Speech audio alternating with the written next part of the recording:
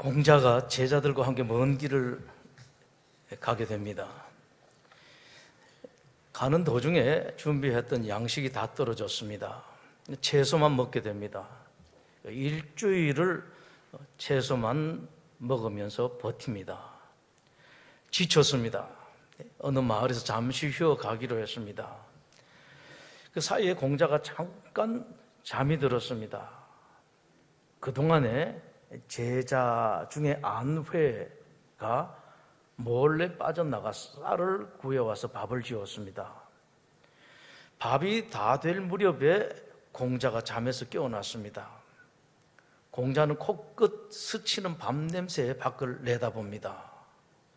마침 안회가 밥솥의 뚜껑을 열고 밥을 한 움큼 집어먹고 있는 장면이 공자 눈에 띄게 됩니다. 안회는 평상시에 공자가 먼저 먹지 않은 음식에는 손도 대지를 않았습니다. 그 광경을 본 공자가 안회에 대해서 많은 생각을 하게 됩니다. 이것이 웬일인가? 지금까지 안회의 모습이 거짓이었을까? 스승이 보는 앞에서는 그런 체했고 안 보는 데서는 그렇지 않은 이중인격자였던가? 그때 안회가 밥상을 공자 앞에 내려놓습니다. 공자는 안회를 어떻게 가르칠까 생각하다가 한 가지 방법을 떠올립니다. 안회야, 내가 방금 꿈속에서 선친을 배웠는데 밥이 되거든 먼저 조상에게 제사 지내라고 하더구나. 공자는 제사 음식은 깨끗하고 아무도 손대지 않아야 한다라는 것을 안회도 알고 있었기 때문에 먼저 밥 먹은 것을 뉘우치게 하려는 의도에 그 말을 했습니다. 그런데 안회의 대답은 오히려 스승 공자를 부끄럽게 했습니다. 스승님, 이 밥으로는 제사를 지낼 수 없습니다. 제가 밥솥 뚜껑을 연 순간 천장에서 흙이 떨어졌습니다. 흙이 떨어진 밥을 선생님께 드리자니 더럽고 버리자니 아까워서 그 부분을 제가 먹었습니다. 마태복음 5장부터 시작되는 산상수훈은 제자도의 헌장이라고 말할 수가 있습니다. 기독교 신자란 어떤 사람들이고 어떻게 살아야 하는가 5장에서 쭉 말씀을 하십니다. 그 중에서 대표적인 것이 8가지 복이었죠.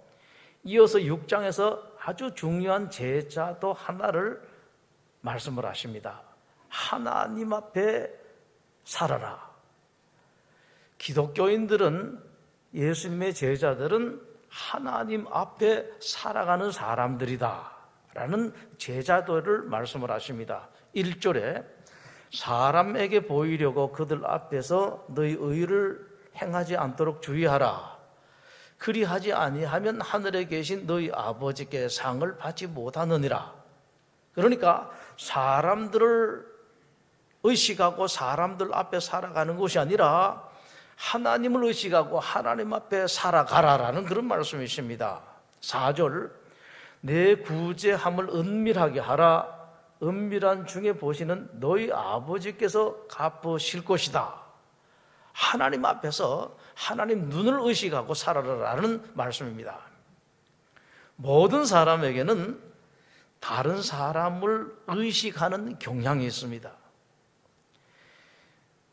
다른 사람들을 의식하는 이유는 나를 다른 사람들에게 드러내 보이고 싶기 때문에 그렇습니다. 그리고 내가 이런 사람이다, 내가 상당한 사람이다라는 것을 다른 사람들이 알아주기를 바라고 인정받기 위해서 사람들은 자꾸 다른 사람들을 의식을 합니다. 2절에 그러므로 구제할 때에 외식하는 자가 사람에게서 영광을 받으려고 회당과 거리에서 하는 것까지 너희 앞에 나팔을 불지 말라라고 말씀을 하십니다. 사람에게 영광 받으려고 하지 마라. 사람들이 그렇다. 5절에도 또 너희는 기도할 때에 외식하는 자와 같이 하지 말라. 그들은 사람에게 보이려고 회당과 큰 거리 옥에 서서 기도하기를 좋아한다라고 말씀을 합니다. 재미있는 이야기가 하나 있습니다. 변호사 막된 풋내기 변호사가 사무실을 새로 열었습니다. 막상 사무실 열었는데 손님이 없습니다.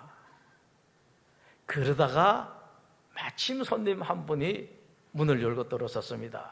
이 새내기 변호사가 부랴부랴 전화기를 들고 통화하는 신용을 합니다.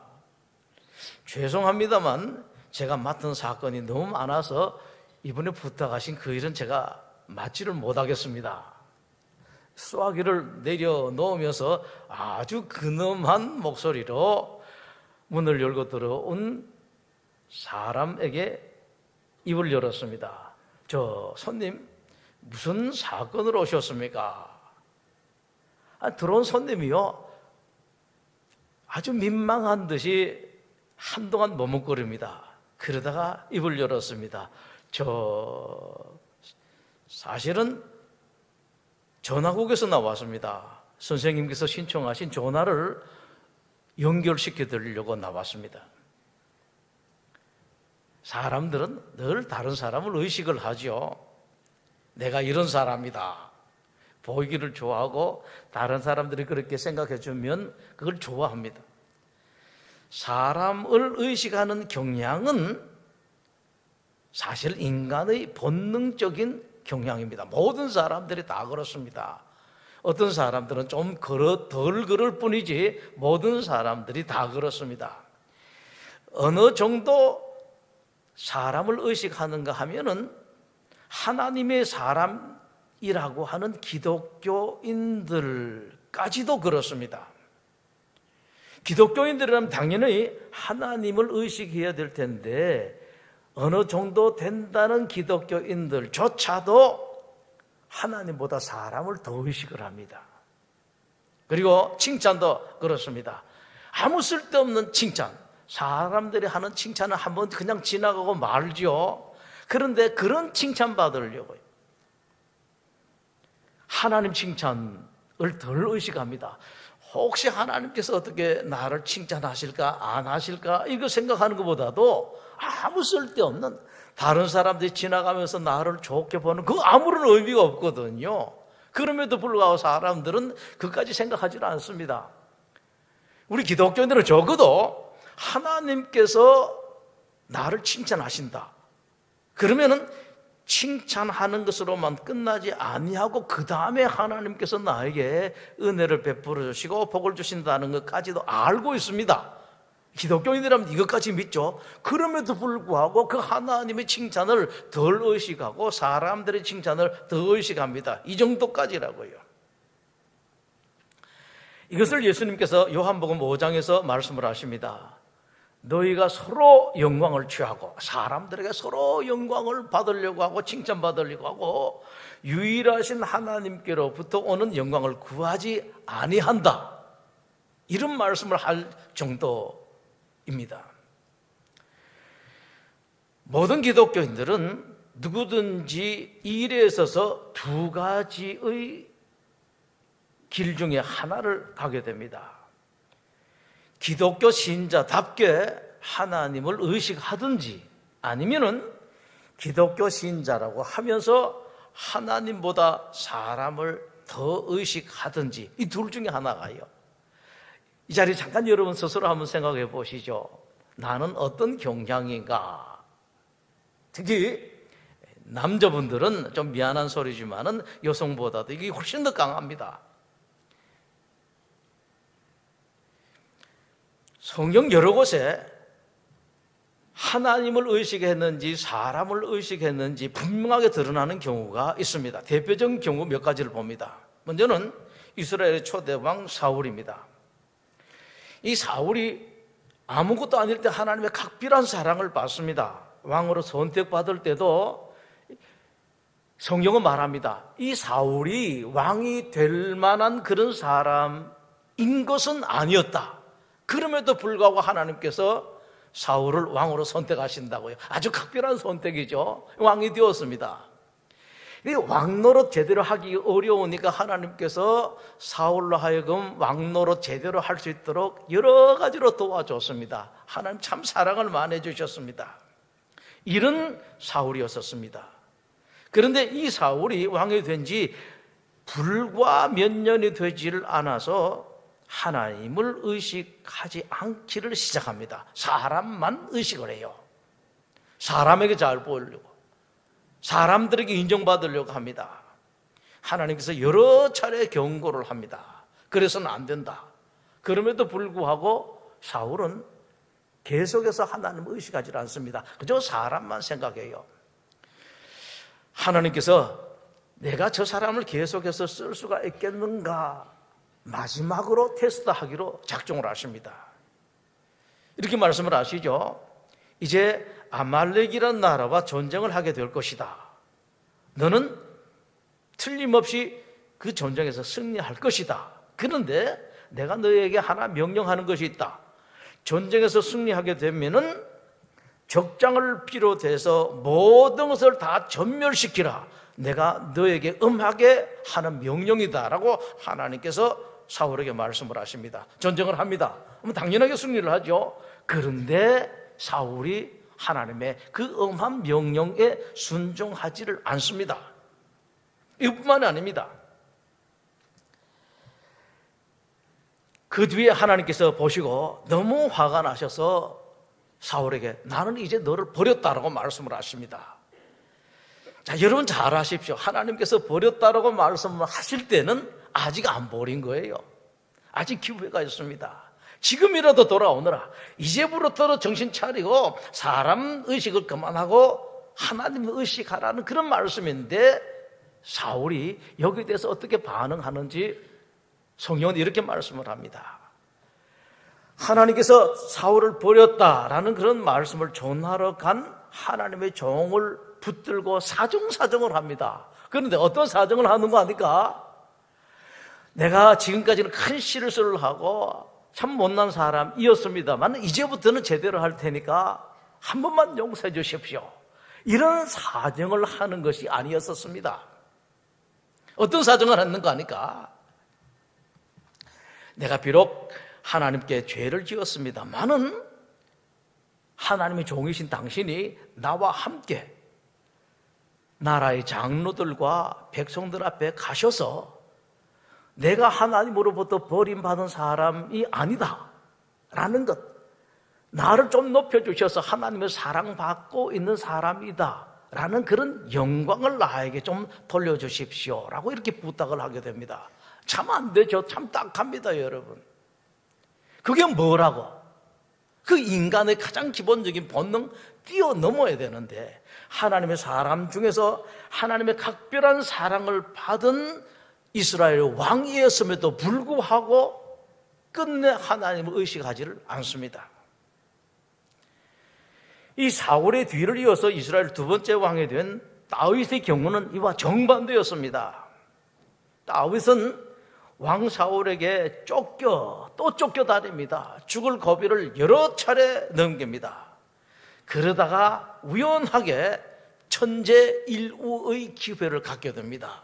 사울을 죽일 수가 있습니다. 칼을 빼어서 찌르기만 하면 됩니다. 이건 뭐 힘들 것도 없습니다. 아무 방어하는 사람도 없고 본인도 방어하지를 못한 그런 상태입니다. 절호의 찬스가 왔습니다. 그러나 그때 다윗 부하들에게 이렇게 말합니다. 내가 손을 들어 여호와의 기름 부음을 받은 내 주를 치는 것은 여호와께서 금하시는 것이다 라고 말씀합니다. 하나님께서 금하시는 것이다. 그것을 내가 어떻게 하겠는가? 내 마음은 찌르고 싶은데 뭐 찔러서는 안 된다가 아니라 하나님께서 하지 말라고 하신 그 짓을 내가 할 수 없다라고 말합니다. 똑같은 기회가 다시 한번 다윗에게 주어집니다. 그랬더니만 이번에는 다윗의 부하들이 다윗을 알고 다윗에게 부탁을 합니다. 대장님은 그냥 가만히 계시기만 하십시오. 이번엔 우리가 처치하겠습니다. 그 말을 듣고 다윗이 이렇게 말합니다. 죽이지 말라. 누구든지 손을 들어 여호와의 기름 부음 받은 자를 치면 죄가 없겠느냐. 딱 눈 감고 한번 찌르기만 하면 끝이 나요. 지금 얼마나 고생 많습니까? 그 사울 때문에요. 자기 혼자서 고생하는 건 괜찮습니다. 자기 사랑하는 가족들이, 어린 식구들이 다 고생을 합니다. 그리고 자기를 따르는 수많은 사람들이 그 사울 때문에 고생합니다. 사울만 없으면 이 모든 것이 다 끝이 납니다. 그럼에도 불구하고 다윗은 자기도 안 찌르고 부하들로 찌르게도 못하게 합니다. 절대 찌르지 마라. 하나님 의식이기 때문에 그렇습니다. 사람 생각, 자기 생각하지 아니하고 하나님을 생각했기 때문에 그렇습니다. 이건 하나님의 법이다. 하나님께 금하시는 것이다라는 말씀이십니다. 신약의 베드로와 요한이 복음을 전하다가 체포됩니다. 산헤드린 공회에서 재판을 받습니다. 재판 결과 엄중한 경고가 떨어집니다. 절대 예수의 이름으로 말하지도 말고 가르치지도 말라. 산헤드린 공회라는 이 재판정이요, 되게 무섭습니다. 여러분 혹시 법정에 가보신 분들 계시겠습니다만은 법정이요, 그 갈 데가 못 돼요. 정말로 어렵습니다, 여러분. 저는 친구도 많고 또 저도 공부를 했습니다만은 법정에 가는 것이 참 싫습니다. 증인으로 나오는 것도 참 싫고 그렇습니다. 근데 산헤드린 공회라는 것이 그 당시는 그랬었습니다. 요즘이야 법정이 그렇게 잘못되는 경우가 별로 많지는 않습니다만 그때는 마음대로 했었어요. 마음대로 사람 죽이고 살리고 할 수가 있었습니다. 그런 산헤드린 공회의 경고에 대해서 베드로와 요한이 이렇게 대답을 합니다. 여러분, 하나님 앞에서 당신들 말을 듣는 것이 하나님의 말씀을 듣는 것보다 낫겠습니까? 우리는 그렇게 할 수 없습니다. 자기네들이 거부하면 어떤 결과가 떨어질지 뻔히 압니다. 그럼에도 불구하고 당장 닥칠 그 어려움 생각하지 않습니다. 당장 지금 자기들 앞에서 자기네들을 경고하는, 위협하는 그런 사람들을 생각하지 않습니다. 사람들이 보이지 아니하는, 눈에 보이지 아니하는 하나님을 생각하고 하나님을 의식합니다. 여러분, 하나님의 사람이란 이런 사람들입니다. 기독교 제자들이란 이런 사람들이에요. 다른 사람 눈에도 안 보이고 내 눈에도 보이지는 않지만 그러나 끊임없이 순간순간마다 하나님을 생각하는 사람들이 기독교인이라고요. 요한복음 17장에서 예수님 말씀을 하십니다. 나는 아버지께서 내게 하라고 주신 일을 이루어 아버지를 이 세상에서 영화롭게 하였습니다. 내가 나서서 아버지를 영화롭게 하는 것이 아니라 아버지께서 주신 말씀, 그 말씀만 가지고 아버지를, 하나님을 영화롭게 했다라고 고백을 하고 있습니다. 또 이렇게 말씀합니다. 나는 아버지께서 내게 주신 말씀들을 그들에게 주었습니다. 자기가 얼마든지 말할 수가 있습니다만, 그러나 자기가 사람들에게 전해주는 말은 전부 다 하나님께로부터 받은 그 말씀뿐이다 라는 그런 말씀입니다. 목사님, 저도 상당히 고민을 많이 하게 됩니다. 대예배나 새벽 예배나 어디서 말씀을 전하고 나면은 늘 생각하게 되죠. 내가 전한 이 말씀이 정말로 하나님께서 나에게 전하라고 주신 말씀인가, 아니면은 내가 하고 싶은 소리를 했는가, 고민될 때가 참 많아요. 의문될 때도 많습니다. 과연 그것이 하나님께 주신 말씀인가? 이렇게 원고를 준비하고 난 뒤에도 그렇습니다. 원고를 확인할 때가 참 많아요. 이것이 내가 하고 싶은 말씀, 내가 하고 싶은 말씀을, 하나님 말씀을 빌미로해서 끄집어내어 가지고 하고 있는 것은 아닌가? 그런 부분은 없는가? 계속해서 확인할 수밖에 없습니다. 깜빡하면 그렇게 되거든요. 요한복음 12장에서 예수님이 이렇게 말씀을 하십니다. 내가 내 자의로 말한 것이 아니요 나를 보내신 아버지께서 내가 말할 것과 이룰 것을 친히 명령하여 주셨다라고 말씀합니다. 그러므로 내가 이루는 것은 내 아버지께서 내게 말씀하신 그대로니라. 얼마나 예수님께서 말씀하실 것이 많았겠습니까? 그러나 그렇지 않았습니다. 늘 하나님을 의식했습니다.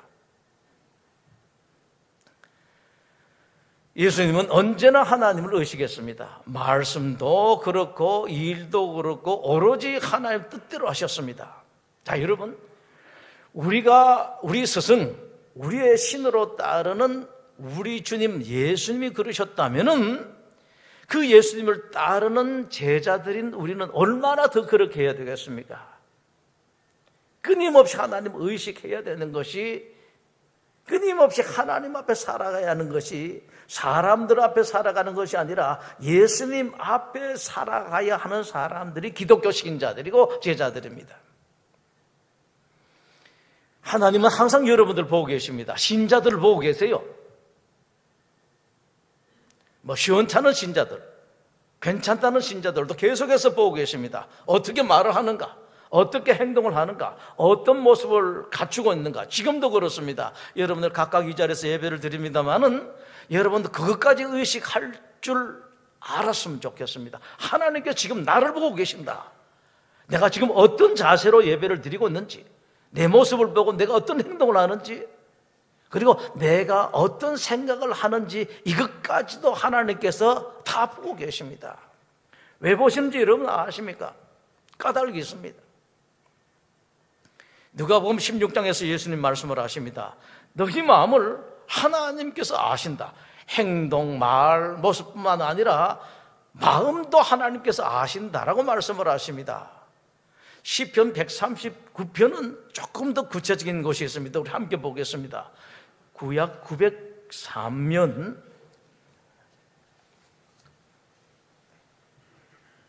시편 139편, 하나님께서 당신의 사람을 시켜서 이렇게 기록을 해놓고 있습니다. 1절에 여호와여, 주께서 나를 살펴보셨으므로 주를 나를 아시나이다. 주께서 내가 앉고 일어섬을 아시고 멀리서도 나의 생각을 밝히 아시오며 나의 모든 길과 내가 눕는 것을 살펴보셨으므로 나의 모든 행위를 익히 아십니다 라고 고백합니다. 하나님께서 이렇게 하신다, 이렇게 아신다라는 그런 말씀이십니다. 히브리서 4장은 이렇게 기록을 하고 있습니다. 하나님의 말씀은 살아있고 활력이 있어 좌우의 날선 어떤 검보다도 예리하여 혼과 영과 및 관절과 골수를 찔러 쪼개기까지 하며 또 마음의 생각과 뜻을 판단하신다라고 말씀을 합니다. 이어서 이렇게 말씀하십니다. 지으신 것이 하나도, 이 세상에 있는 것이, 모든 것이, 사람들뿐만 아니라 이 세상에 있는 모든 것이 하나도 그 앞에 드러나지 않음이 없다. 우리의 결산을 받으실 이 하나님입니다. 하나님의 눈앞에 만물이 벌거벗은 것 같이 드러날 것이다라고 히브리서 4장은 말씀을 하십니다. 이렇게 하나님께서 여러분들의 일거수일투족 그리고 모든 생각을 보고 계십니다. 그것은 까닭이겠습니다. 왜 하나님께서 여러분 보고 계시는가? 보응하시기 위해서입니다. 여러분들이 어떻게 살아가느냐, 어떻게 행동하느냐, 어떻게 말을 하느냐, 어떤 모습을 갖추느냐, 어떤 생각을 하느냐에 따라서 하나님께서 보응을 하시려고, 대응을 하시려고 하나님께서 보고 계십니다. 사울을 생각합니다. 끝까지 하나님의 마음을 받아들이질 않습니다. 하나님을 의식하지 않습니다. 하나님을 생각하지 않습니다. 하나님께서 어떻게 생각하실까 고려하지 않습니다. 하나님 오랫동안 기다립니다. 참으로 오랫동안 기다립니다. 이 사울은 하나님께서 기다리시는 줄을 몰랐습니다. 내가 하나님을 생각 안 해도, 하나님을 의식 안 해도 괜찮구나라고 생각했습니다. 오랜 시간이 지났습니다. 전쟁이 일어나는데 사울이 죽습니다. 비참하게 죽습니다. 정말로 비참하게 죽습니다. 자기뿐만 아니라 자기 아들, 세 아들이 한꺼번에 비참하게 다 죽어버립니다. 그렇게 비참하게 죽는 것으로 끝나는 것이 아니라 죽고 난 뒤에도 그 죽은 시체가 비참하게 전시되어 버립니다. 이렇습니다, 여러분. 하나님 다 보고 계셨습니다. 참고 계셨던 것이죠. 여러분들은 어느 정도, 어느 기간 동안에 별탈이 없고 아무리 없었다고 해서 그런 착각을 하나님께서 안 보고 계시는 것처럼 하나님께서 모르는 것으로 착각하지는 마십시오. 다윗입니다. 하나님을 생각하고 하나님 보시는 눈 때문에 고생을 많이 했습니다. 그렇지 않았더라면 고생을 좀 덜 했을 것입니다. 제법 고생했습니다. 그러나 여러분, 고생한 지 얼마 가지 않아서 드디어 영광의 자리에 가게 됩니다. 그 영광의 자리는 잠시 있었던 것이 아니라 오랫동안의 영광의 자리였습니다. 다윗이 죽고 난 뒤에도 다윗의 영광을 다윗의 자식들이, 자손들이 같이 누리게 돼요. 이것이 하나님께서 하시는 일입니다. 사도시대 때 이스라엘이 잠시 나라의 위상이 높아집니다. 그때 이스라엘의 왕이었던 헤롯이 그것이 하나님의 은혜인 줄을 모르고 자기가 정치를 잘해서 그런 줄을 알고 하나님께 영광을 돌리지를 않습니다. 제 잘난 체를 하게 됩니다. 아, 내가 왕노릇 잘해서 이렇구나. 그 결과 사도행전 12장은 이렇게 기록을 하고 있습니다. 헤롯이 영광을 하나님께로 돌리지 아니하므로 죄의 사자가 고친이 벌레에게 먹혀 죽으니라. 여러분들이 세상에서 어느 정도 자리를 차지했고 어느 정도 경제력을 이루었다, 하나님께서 주신 것이라고 아십시오. 그렇다고 해서 하나님께서 뺏어가지를 않습니다. 내가 줬으니까 나한테 다 돌려달라 그러지는 않습니다. 여러분 다 하나님께 주신 것입니다 라고 하나님께 고백하고 하나님께 영광 돌리게 되면은 지금 받은 그 자리보다, 지금 여러분들이 소유하고 계신 것보다 더 많이 받을 수가 있습니다. 우리 하나님은 그렇습니다, 여러분. 기독교에는 보상의 원리, 또 반대의 보상의 원리가 확실합니다. 예수님께서 마태복음 10장에서 말씀을 하십니다. 선지자의 이름으로 선지자를 영접하는 자는 선지자의 상을 받을 것이요, 의인의 이름으로 의인을 영접하는 자는 의인의 상을 받을 것이요, 또 누구든지 제자의 이름으로 이 작은 자 중 하나에게 냉수 한 그릇이라도 주는 자는 내가 진실로 너에게 이르노니 그 사람이 결단코 상을 잃지 않을 것이다 라고 말씀을 하십니다. 바로 이것이 예수님께서 말씀하시는 제자도예요. 제자들이 제자의 길을 가게 되면은 그 길을 가는 동안 고생만, 고통만, 어려움을 당하는 것이 아니라 거기에 대한 보응도 있다. 기독교인들이 기독교인들을 길을 가게 되면은 기독교인의 길을 가는 동안에 어려움이 있습니다. 고생도 합니다. 손해도 봅니다. 그러나 손해보다도 훨씬 더 많은, 고생보다도 훨씬 더 많은 복을 하나님께 주시겠다. 이것이 제자도에 함께 포함되어 있는 것입니다. 예수님께서 제자도의 최고봉인 팔복을 말씀하실 때도 마찬가지였었습니다. 우리 함께 팔복을 보시죠. 마태복음 5장입니다. 이 제자도의 최고봉이죠. 8개 복을 마태복음 5장 3절부터 말씀하시는데 이 말씀입니다. 심령이 가난한 자는 복이 있나니 라는 이 말씀은 여러분들 마음 가난하게 살아라, 그리하면 어떻게 한다고요? 천국을 내가 주겠다라는 말씀이십니다. 애통하게 살아라, 애통하면서 살아라, 그러면은 내가 위로를 해주겠다. 온유하게 살아라, 그러면은 땅을 기업으로 주겠다. 의에 줄이고 목마른 자가 되어라, 그러면은 내가 여러분들 배부르게 해주겠다. 다 일일이 말씀을 하십니다. 제자도 해야 할 의무만 말씀하시는 것이 아닙니다. 같이 더해주겠다는 말씀이십니다. 성경 전체에서 최고의 평신도 지도자가 있습니다. 전문적인 사역자가 아닙니다. 평신도 지도자 느헤미야가 있는데, 느헤미야는 하나님께서 기뻐하시는 일을 많이 합니다. 이스라엘의 총독이었었습니다만은 나라가 어려운 줄 알고, 나라 재정이 얼마 되지 않는 줄 알고 자기 개인 재산으로 나라 일을 해요. 그러고 난 뒤에 기도를 하는데, 그 기도를 하나님께서 이렇게 보여주십니다. 느헤미야가 이렇게 기도합니다. 내 하나님이요, 내가 이 백성을 위하여 행한 모든 일을 기억하사 내게 은혜를 베푸시옵소서. 내가 이렇게 하여 사오니 하나님이여 나를 기억하사 복을 주십시오 라고 기도합니다. 하나님께 보여주십니다. 여러분들도 이렇게 기도하라 라는 말씀이십니다. 내가 그렇게 하면 복을 주겠다, 그렇게 살고 그렇게 기도하면 내가 복을 주겠다라는 말씀이십니다. 그 기도를 받아주겠다. 예수님까지도 이렇게 기도하십니다. 아버지께서 내게 하라고 주신 일을 내가 이루어 아버지를 이 세상에서 영화롭게 하여 사오니 나를 영화롭게 하옵소서. 예수님도 이런 기도를 하셨습니다.